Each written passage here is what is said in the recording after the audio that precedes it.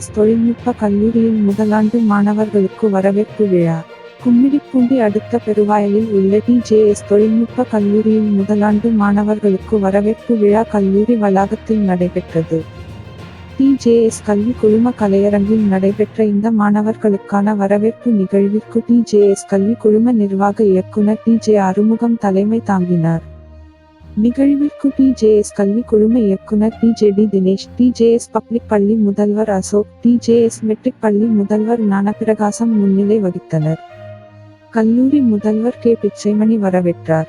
தொடர்ந்து துறை பேராசிரியர்கள் தங்கள் துறை சார்ந்த பாடங்கள், எதிர்கால வேலைவாய்ப்புகள் குறித்து மாணவர்களுக்கு எடுத்துரைத்தனர்.